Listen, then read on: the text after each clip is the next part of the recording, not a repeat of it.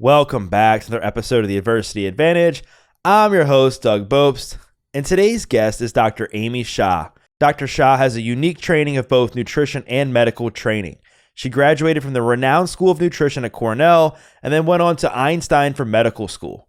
Her research, internal medicine, and allergy/immunology training took her to Harvard, then Columbia hospitals. There, she discovered her unique skills as a mind-body practitioner, and she also serves as an instructor for the Mind-Body Green Nutrition Training Program. So let's get this conversation going and welcome Dr. Amy Shah to the Adversity Advantage podcast. Amy, welcome to the podcast. Thank you so much for having me, Dad. I've been so looking forward to this conversation for a while now. I mean, I'm a big fan of your work. We have many mutual friends, and you wrote this book on why are we so tired as a society? Why are we having these chronically low energy levels? And I guess for myself, I think it's a good place to start because I'm one of these people at times where I find myself potentially not sleeping good. And then I wake up in the morning and I'm drinking coffee to get me through the morning. And then I'll go to work. I'll do what I need to do for the podcast. And then during my break, I'll find myself drinking more coffee, and it could become this toxic cycle on some days where now it's impacting my sleep. Now it's impacting stress levels. So with that said, in your opinion, because I'm sure there's so many people that are experiencing the same kind of pattern I'm doing, what's at the root of all this? Why are we so chronically fatigued and tired on a regular basis? That's a great question. The caffeine thing is something that I discovered really late into my medical career, that caffeine is not free energy. And I think in society, we think of it as you need energy, you drink it, right?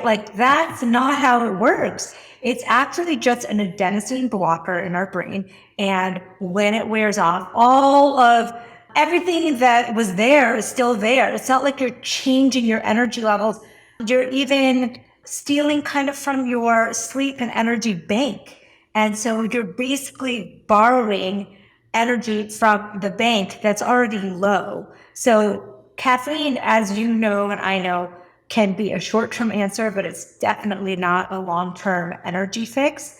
In fact, it's not even a good short-term energy fix. If you really think about it, you're not functioning at a high level when you're tired but caffeinated. You're just functioning. You're moving, you're going through emotions. So, and you rely a lot on your unconscious neural pathways because they're easy for your brain.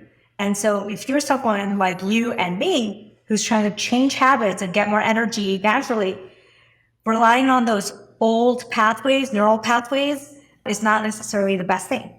So we're tired because we are ignoring this connection in our body that determines our energy. It's this gut immune hormone brain connection. I like to call it the gut brain connection, but it's literally the thing that creates your mood, creates your energy, your hormonal function, your immune function. So that's why a lot of times when you feel tired, you're also feeling bloated or constipated or have stomach pain. You're also feeling like you get sick more often because it's interconnected.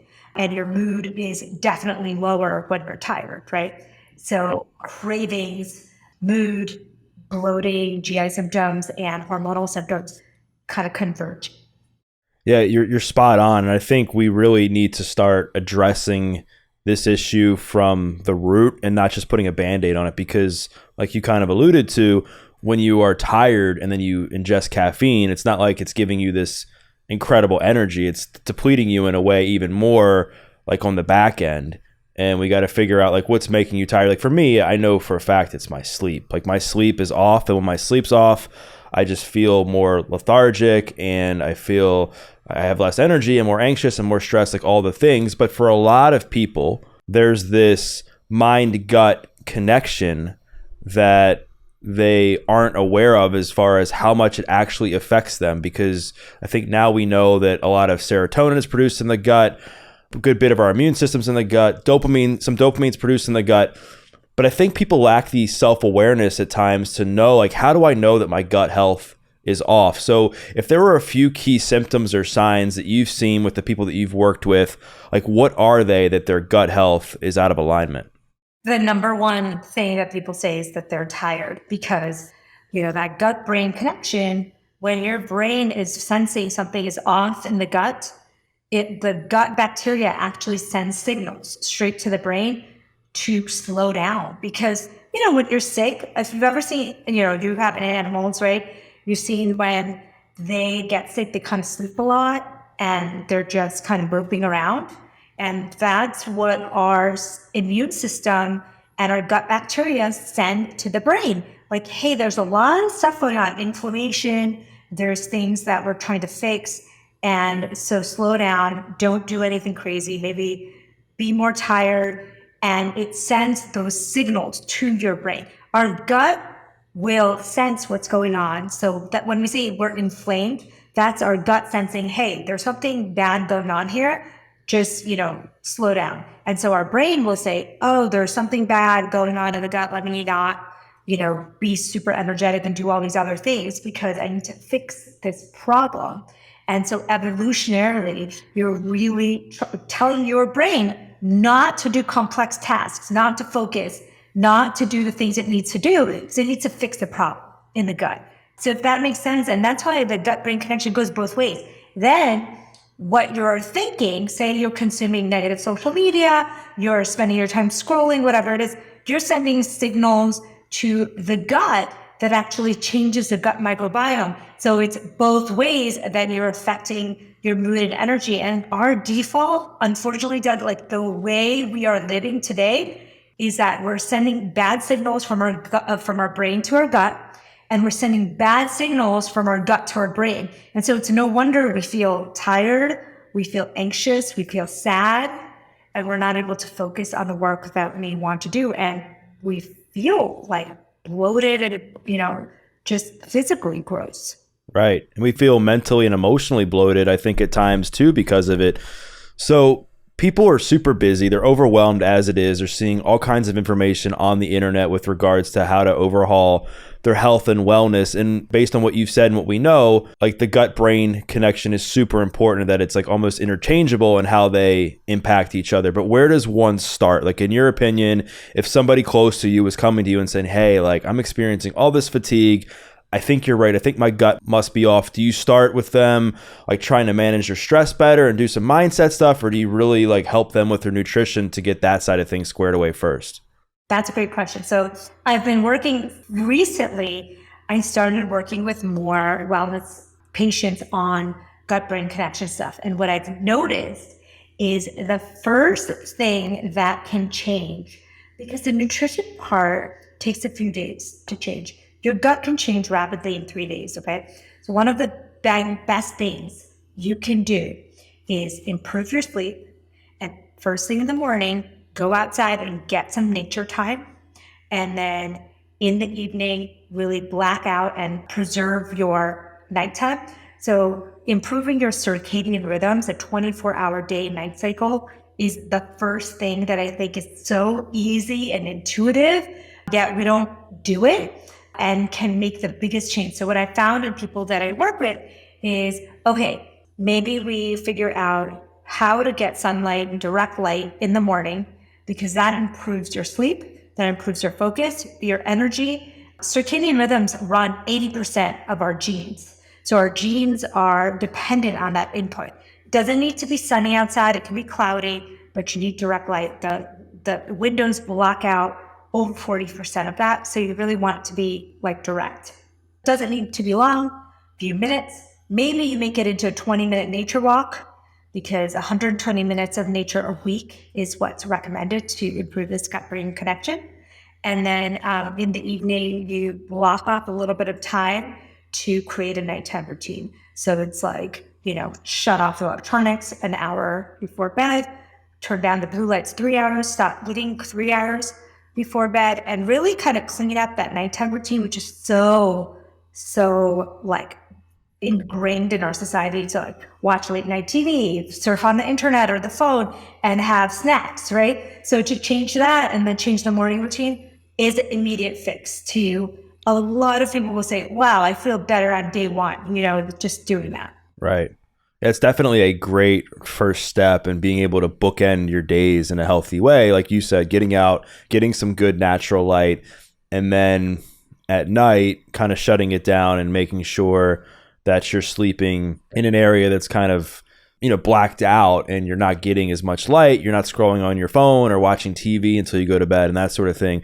So let's say that somebody does that, and let's say, okay, like, I want to see from a nutrition standpoint, like, what are some of the best things I can do for my gut? Now, I know I've had people come on and say that the best thing you can do is diversity is king. Plant diversity is king for the gut. Like, do you believe that that's true as well, or do you take a different approach? I do believe in plant diversity, but there's a new study that actually looked at what is it about lots of plants that makes the biggest difference? Is it that it's a lot of plants and a lot of fiber, or is it that it's a lot of plants and a lot of colored vegetables, or is it like, what is it about eating more vegetables that actually help? What they found is there was a difference between the people who were eating high fiber diets and people who are eating high fiber diets with fermented foods. The fermented food group had markedly better microbiomes than the group that was eating lots of fiber, which is 80% better than the general population. But even better than just eating fiber was eating fermented fiber. So for people who don't know, like, it's not this complicated thing like, I have to buy these probiotics. It's something like raw apple cider vinegar is fermented. Kombucha is fermented. You can buy kefir, probiotic cottage cheese or yogurt. It's fermented. Kimchi. Things like one kombucha is 2 servings of fermented food, 2 spoons of apple cider vinegar, and you've gotten 4, So it's not really hard to get 4 to 6 servings, which was the level of fermented foods that was found to be most beneficial for the gut microbiome. Right. Yeah, I think I've heard that too, that getting around like 6 servings, I think, of fermented foods a day is incredibly important for the health of the gut microbiome. I want to go back one step, because I think what you said obviously is very helpful and useful for people, but let's just say somebody's listening to this and they're just struggling just to get enough fiber in their diet as is. Like, if you, from a baseline level, like before they get to the fermented foods, like what are some steps they can take to maybe optimize their microbiome by eating more fruits and vegetables? I was just reading a huge study yesterday from Nature, and it was looking at about 3,500 people, so 3,500 people. They just looked at how they ate, how they lived, and on the predictors of their gut, right? So what was it that predicted their gut? And not surprisingly, if you had better insulin levels and blood sugar control and cholesterol, your gut health was better.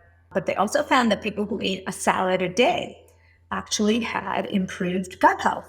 So simple things like having a salad a day could be a great first step. Like, I'm thinking about my kids right now, and one of the things I decided in this last year is like, I'm going to transition them from a healthy American kid diet to an actual healthy gut brain diet.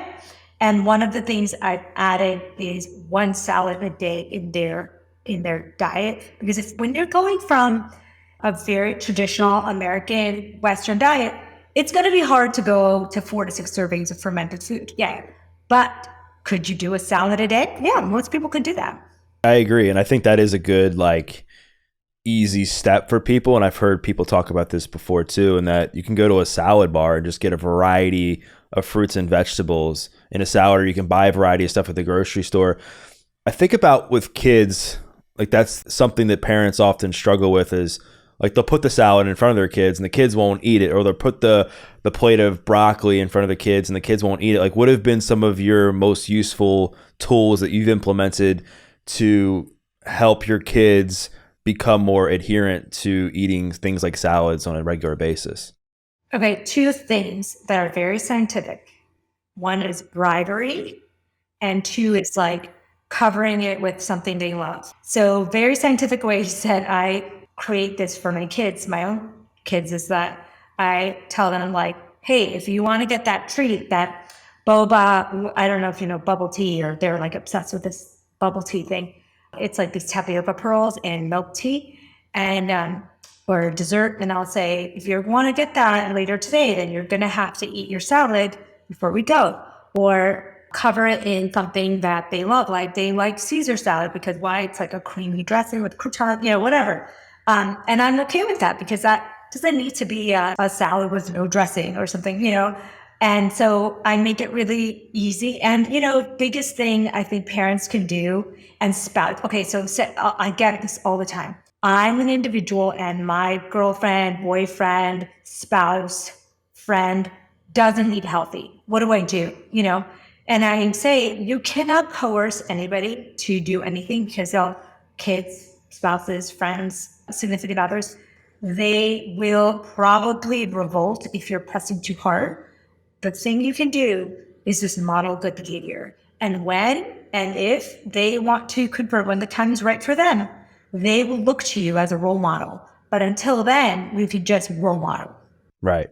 Yeah, I've heard that modeling, like you said, is super important for people, and that it's going to create this like disconnect. I think if you're telling your kids to eat something and then you're not eating it, they're going to be, wait, I thought it was good for me, like, but you're not eating it, right? And it'll create some level of confusion.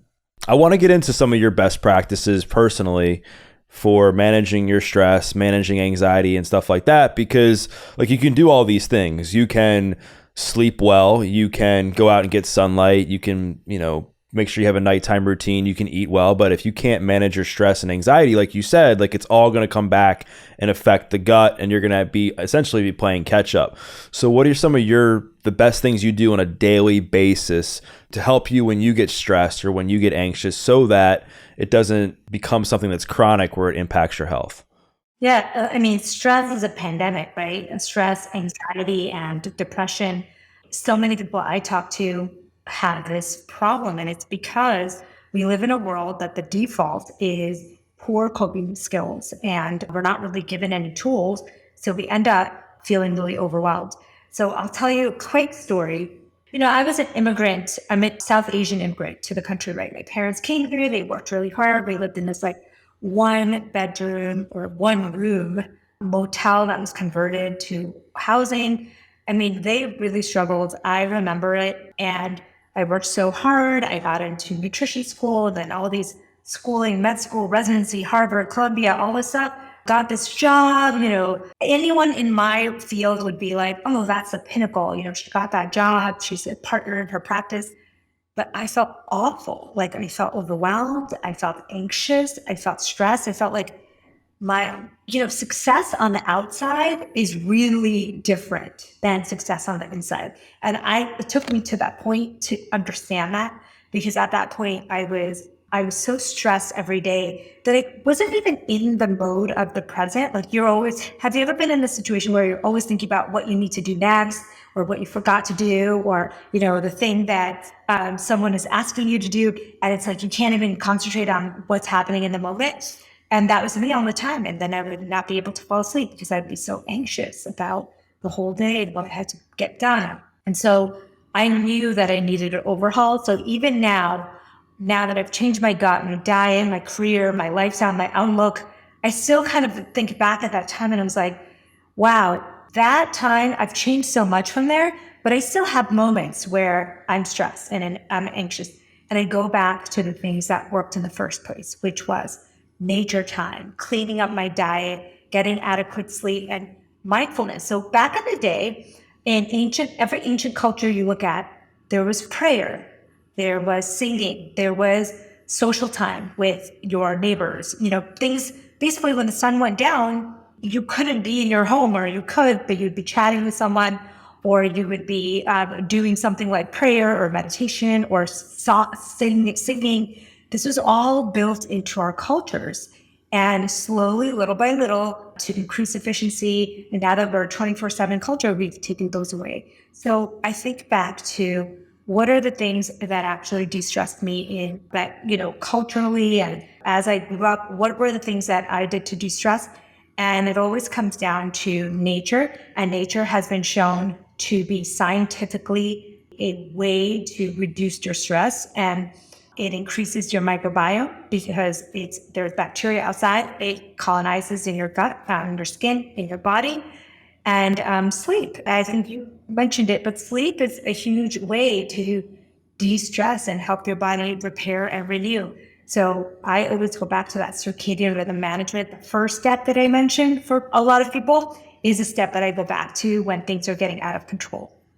I want to go into the nature part because you hear a lot that nature is so good for the soul, that it's good when you just need to decompress and just press pause. Like, what is it about nature? Is it the sunlight? Is it because you're not really on your phone, hopefully, when you're out hiking? Is it because you're moving your body? Like, what is it specifically about nature that you think is so beneficial?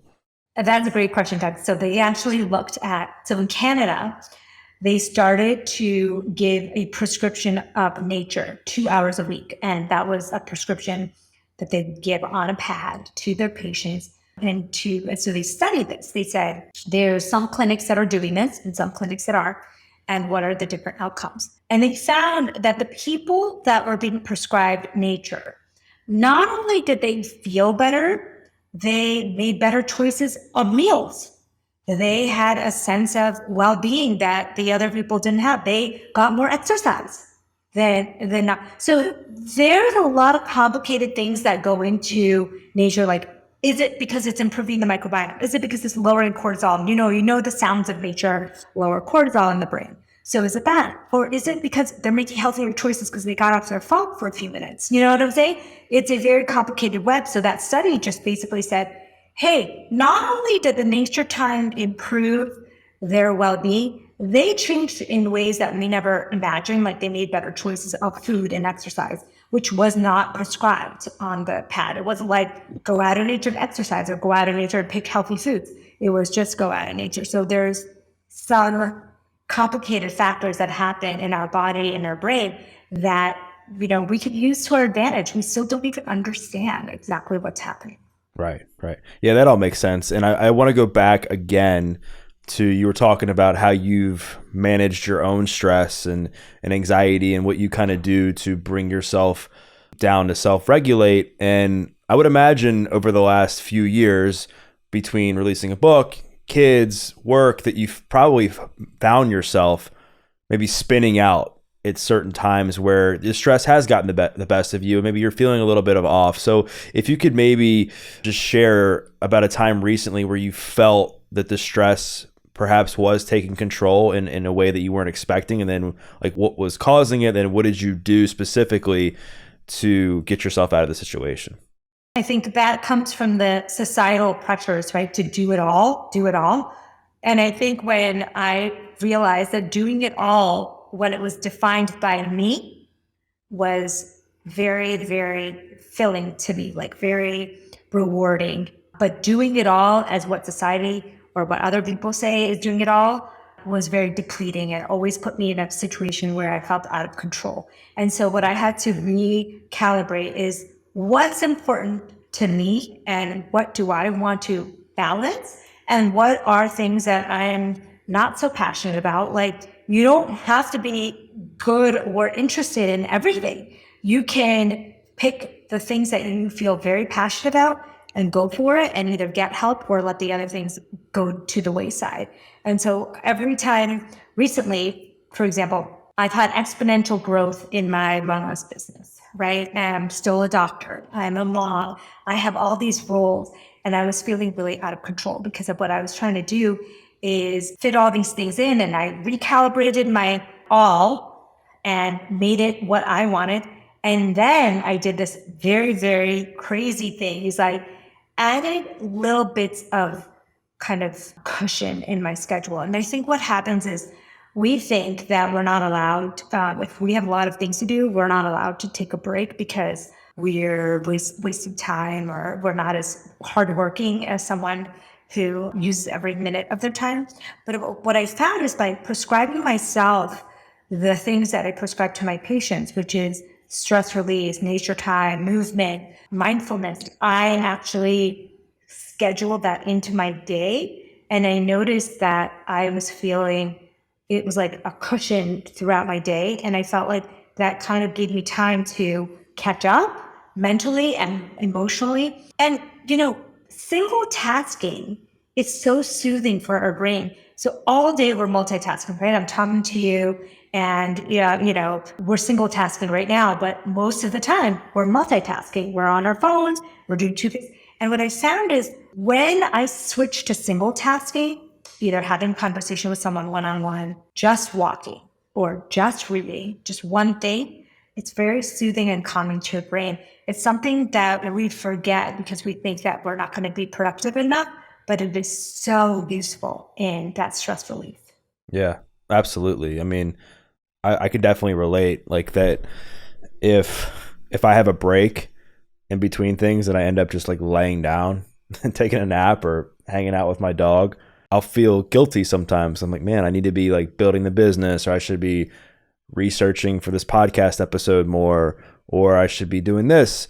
But then I come back to it and I'm like, Doug, like your best ideas and some of your best thoughts have come from moments of pause, moments of reflection, moments where I didn't have anything going on.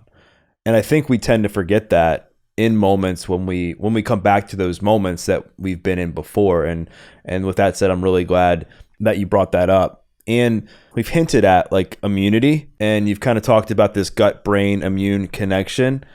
And obviously people are paying attention to their immune system now in ways they probably haven't before. And you did your residency, I believe, or fellowship. You did your fellowship on immunology. And so with that said, knowing what you know now about that, the mind-gut connection, like what are a few like non-negotiables that people should be doing on a regular basis, or even not doing, to make sure they're doing whatever they can to keep their immune system strong? I think that undeniably the non-sexy answer is just increasing your sleep slightly. So we know that me and you probably can't get 8 hours every single night. You know, some people listening or watching can't even get 6 hours a night, right? So it's not about being perfect. It's about increasing it slightly, also maybe 20 minutes more than what you're using. Maybe it's 2 days a week that you keep as your sleep days and that you schedule so that you get a little more sleep. By far, if you have to pick the biggest health intervention for your immune system to improve it, it's not vitamin C, it's not zinc, it's not, all the sexy fun answers. It's sleep, the hard work. So the reason I say sexy and fun is that we are always looking for that secret, right? What is a secret thing we could be doing to shortcut the hard work? But over and over and over, it is the basics: eating well, sleeping, controlling your stress, being active, exercise, build muscle. And, the only vitamins that make any difference significantly, in my opinion, for immune system is vitamin D and omega-3s. And I think those two, if you're deficient or you don't get enough in your diet, if you want to supplement, that would be, something you could do. But all the other things are kind of like, I always equate it like buying new shoelaces for a run, right? You buy the new shoelaces and you're like, these are the highest quality shoelaces you could ever buy in the world, and they're so awesome. But really makes minimal difference, doesn't help you run, and you could have done just fine without them, right? Your training wouldn't have changed. And that's like how supplements are. Like, do they make a difference? Like most of the time people are taking supplements, they don't even feel any different. They're just taking it blindly. And so they have to understand that like if it's making a difference, it's making 10% of a difference. It's not going to be like what sleep, nature, exercise, gut-brain connection work is going to do for you. I'm so glad that you said that, because I think it's so important for people to listen to this, because I get questions all the time on like, hey, like, what do you think of this? Or what's the easiest way to do that? Or should I take this or that?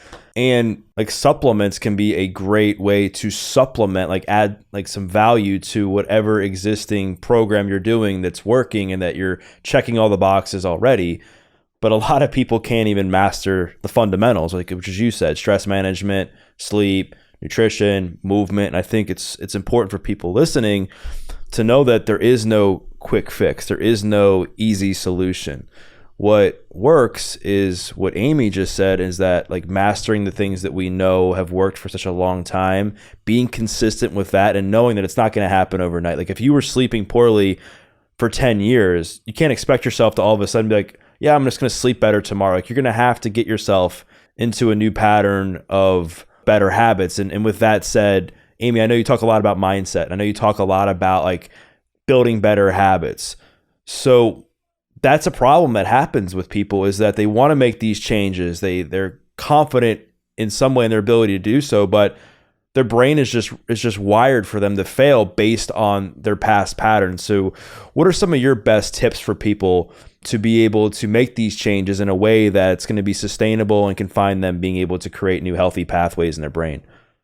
Number one, surround yourself with the bacteria, with the people, with the thoughts, with the activities that you want for yourself.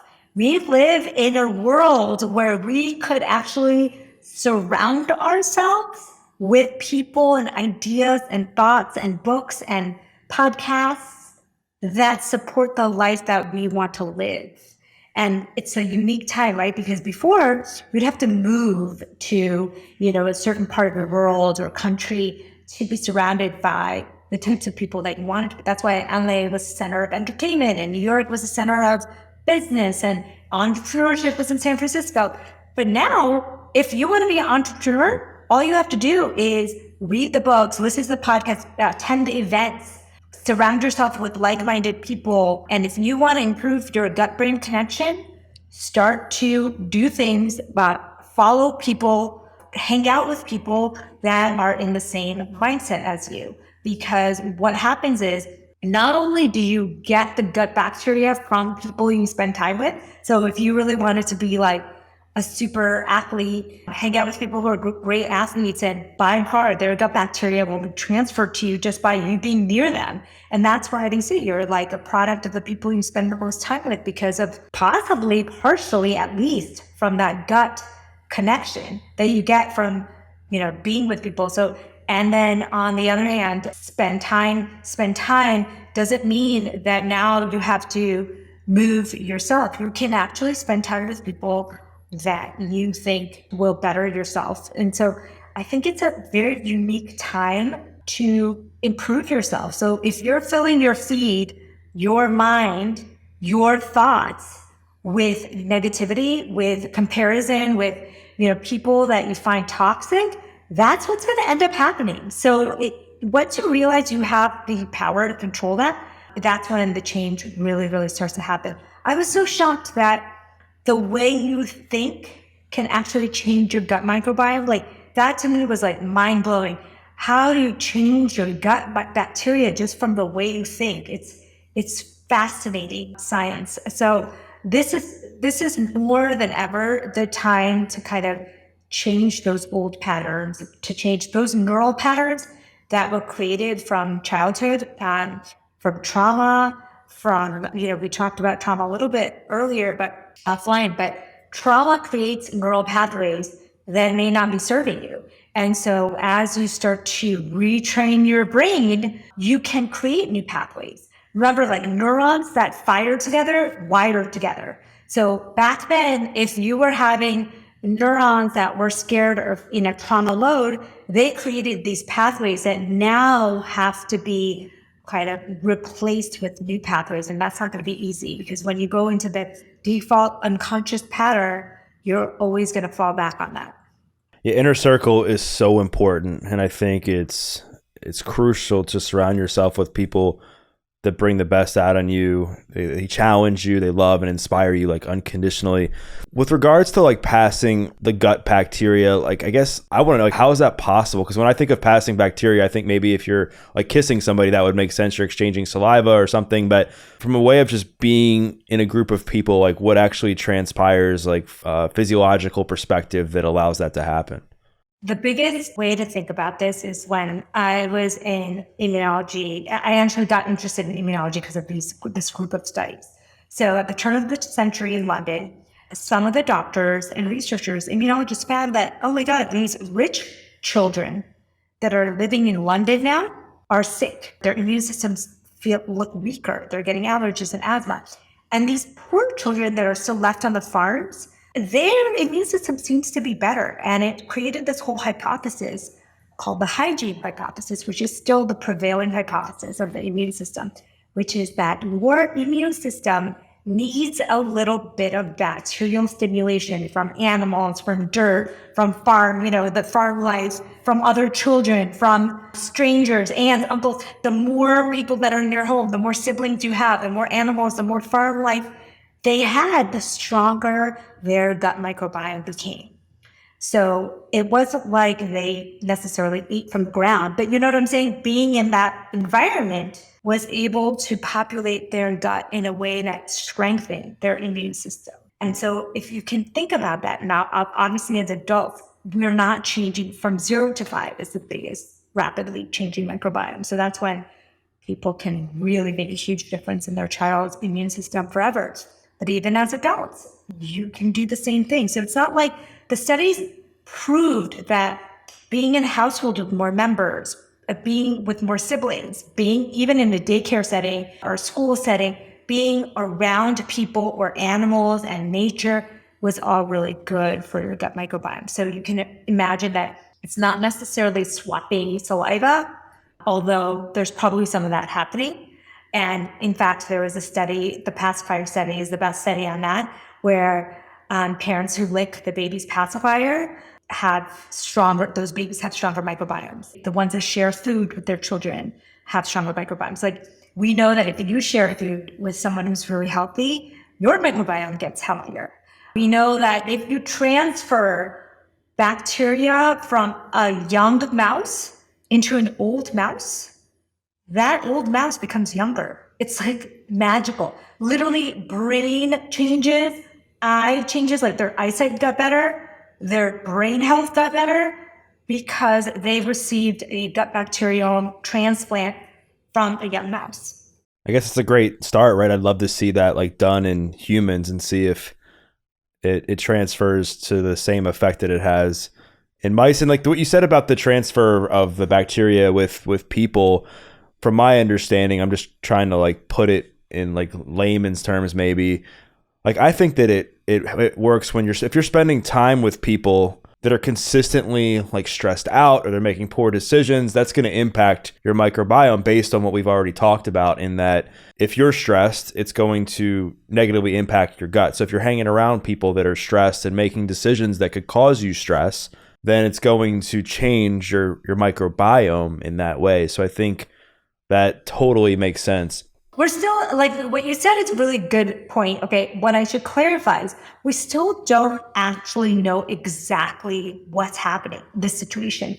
Is it that you're around other people, so you start thinking the same way, eating the same way, or is it that you're actually sharing some bacteria off your skin because you're touching them inadvertently? You know what I mean? It's still unclear exactly how this transfer happens, but we know people who live in close proximity, even if they're not married, will have similar microbiomes. Yeah, I mean, I think there is a lot, like you said, we don't know, but what we do know, as far as I can understand, is that taking care of your gut health is incredibly important for all types of your health. And I don't want to end the conversation without talking about fasting, right? Because obviously your handle on Instagram is Fasting MD, and we've talked in depth about fasting on here. I've had my own experience with it. I personally think it's a great tool. I don't think it's for everybody. I think it can obviously serve its purpose in some ways, but what I want to talk about specifically is fasting for women, because one of the biggest misunderstandings, I believe, is that women can fast the same as men. And I think it's totally different. So from your perspective, like, how do you educate your female clients if they want to use intermittent fasting as a tool? Like, what are some things that they must do that maybe are different than you might see for somebody who's a guy who's fasting? Doug, so most of the listeners or people who watch or listen to your show are probably, if you're a woman, you're probably having a hormonal cycle, what we call it infradian rhythm. So there's a circadian rhythm, which is 24 hours, and then there's an infradian rhythm, which is 28 days. That's from the ages of between 12 and 13 to, 50. And what we realized is that every phase of the cycle is a different hormonal cortisol insulin balance. Therefore, I created this simple thing, and it was like the most read blog post ever. And it's something that we should all learn in school for women. If you're a woman, if you're training women, if you're with women, it's about how to eat and train and fast according to your cycle. Not to say everybody needs to be the same, but taking that knowledge to adjust things based on where you're at. So for example, when you are in the late luteal phase, which a lot of people know as PMS, that week prior to menstruation, that's called the late luteal phase. That's when your hormones are dropping fast because they notice you didn't get pregnant. It's going to shed the lining of your uterus. All the estrogen, progesterone plummets. That's when you're going to notice a lowered mood because progesterone supports serotonin. And so you're going to want to crave like carbohydrates and simple sugars to kind of boost that serotonin. People will often notice that their mood is low. That's why you hear all these memes and jokes about people crying during PMS because it's an actual phenomenon. And when you're in that low estrogen, low progesterone state, that is not a good time to fast because your cortisol levels are skyrocketing during that time. So most people will say they feel really stressed.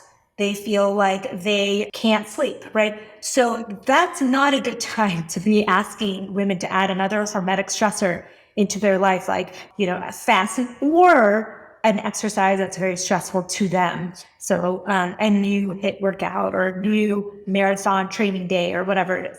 So I asked them, I just said basically, hey, it doesn't mean you have to be like person B, but it does mean that, hey, for that late luteal phase, you may want to adjust things for your clients, for yourself. And maybe for the women that are in high-powered fields, maybe that's not the week that you make the big decisions because even your complex problem-solving skills are blunted. Maybe that's not the time you want to make emotional decisions because your emotions are not wired to kind of handle stress like they are at other times. So that's how I think of fast, and it has to be adjusted to the woman. Now, when a woman is menstruating around days 2 or 3, they will notice that their energy levels are coming back, their hormone levels are rising. Estrogen, as it rises in the first week or two, is a great time to fast and to train. So eat like an athlete, train like an athlete is how I think of it. And it's a great time to build that muscle, try different high intensity workouts if you're working with a trainer. So knowing your body and training and eating and fasting in accordance to your cycle is something that I think all trainers should know, all women should know, all people that are working with women should know. And I'm glad we're talking about this because I've gotten a lot of questions over the years about this subject. And I think, maybe a lot of people that we know, they're kind of in tune with what intermittent fasting is. But maybe for people who are listening who, when they hear the word fast, they might think, does this mean I have to go with 20 hours without eating or 24 hours? And really, I think what you talk about is maybe just going 12 to 14 hours, which isn't all that abnormal. I mean, if you have your last meal at 7, that means you're having your first meal around, 7 the next day or 9 the next day. So what's the ideal time, fast time, if somebody wants to choose to implement this into a routine for a female and talk about how it depends upon the time of the cycle too? Yeah. If you are just starting out, then even doing a 12-hour fast, as you mentioned, 7 to 7 p.m. to 7 a.m. can do wonders for your insulin levels, for your digestion, for your mood, for your sleep quality. We are eating up to 15, 16 hours a day. They looked at data. That last glass of wine, that last chocolate, popcorn from the TV happens. And then there's barely an 8-hour break before most people have their first meal of the day. So you really want to stretch that out a little bit to 12 hours. That would be the basic step.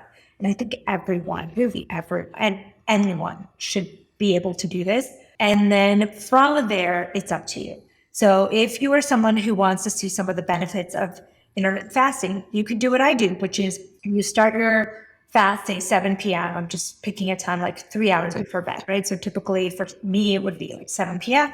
or even earlier. And then in the morning, instead of eating right at 7, I go for a nature walk or fasted workout before I have my first meal of the day to stretch it out to 14, 15, depending on the time of year, day, month. Then I can eat my meal. And you really don't want to be I don't push people to do long fasts unless they want to. It's everyone can benefit from getting 10,000 steps, right? But not everyone needs to run a marathon, nor should everyone run a marathon. And so everyone's going to get benefit from doing 12 to 15 hours of fasting. But if you decide to do 24 to 3 days of fasting to 7 days, that's up to you, but it's not like necessary or even, mandatory or recommended for a lot of people. Yeah, and it can be unhealthy, I think, for some people. And I think what's happened though is like there's been a lot of noise, and there's almost become like fasting zealots that have these strict rules on what you have to do to say you're fasting. And people, again, it's like fear mongering again in the nutrition space, where people are now afraid to even try it, because they're like, oh, does this mean I can't have like coffee, or I can't have this? And like that's besides the point. And I think in reality, that really doesn't make as much of a difference as somebody might think. But I think the important thing is, and you can correct me if I'm wrong, if somebody's fasting, they still have to make sure that they're eating enough calories too. And to be mindful of that, because what I've seen happen is some people will fast and then the day gets away from them and they've maybe eaten 2/3 or half of the normal caloric intake, and they find themselves lethargic, nauseous, lack of energy, and that sort of thing. Now, or the opposite, where they took people who are obese in a study and they gave them only a few hours to eat. And guess what? They ate all the calories plus more in the small amount. So it's not just, Americans, you give them any kind of restriction and they'll find their way around it, right? So you tell people they can only eat for 4 hours and they'll eat everything plus more in the 4 hours. It's not as easy as just saying fasting is going to improve your health. You still have to do the other work that comes along with it. And speaking of work, you're raising kids, you're a mom, that's something that you're passionate about. And you've talked about on this show, and I've just seen some of the stuff you've talked about, the importance of mindset, right? And how it impacts our gut and how it impacts our health.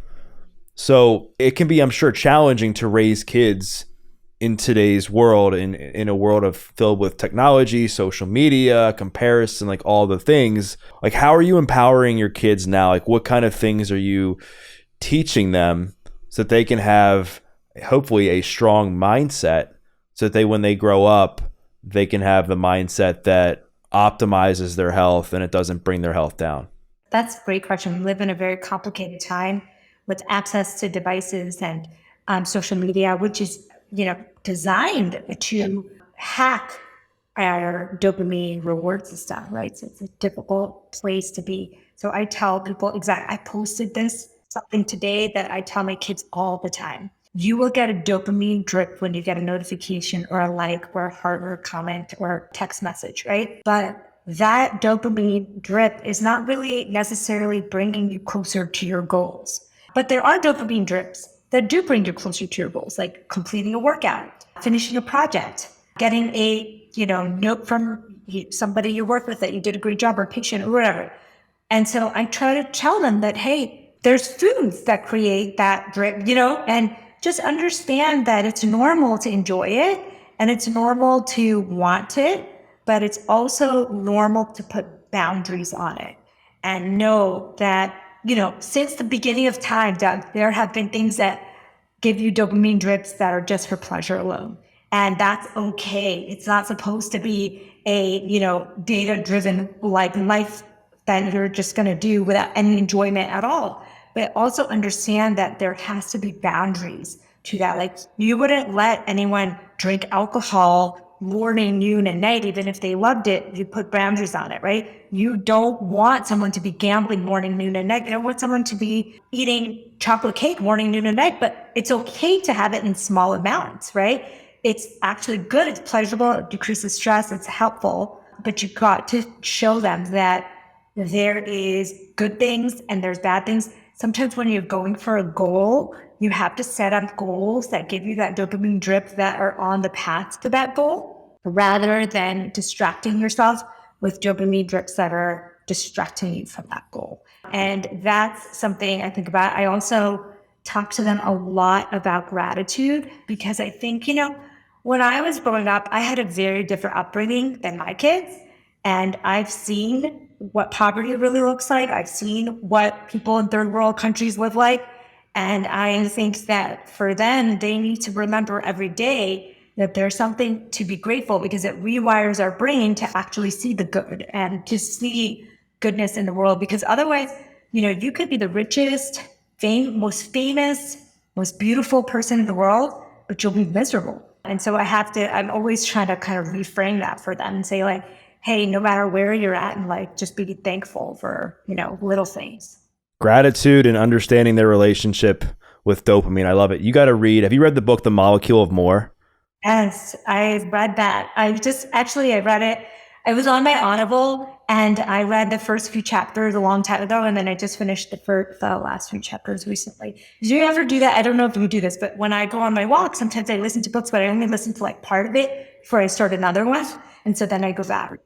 Yeah, that was a game changer for me. I had him on the podcast. It's a great book. Anybody who wants to learn about like what dopamine is, it's called The Molecule of More. Daniel Z. Lieberman. I can link that if I want, or I can link that in the show notes. My new book that's coming out in January is going to be all about that gut-brain connection. And there's a lot of talk about dopamine in there. Awesome. Well, I'm looking forward to checking it out. Well, Amy, this has been great. I'm glad we did this. I think this conversation is going to help a lot of people, and people are going to want to connect with you. They're going to want to find out where they can buy your books or follow you along on social media. Like, where's the best place for people to do that? I'm pretty active on Fasting MD. That's Instagram. Amy Shah MD on Twitter.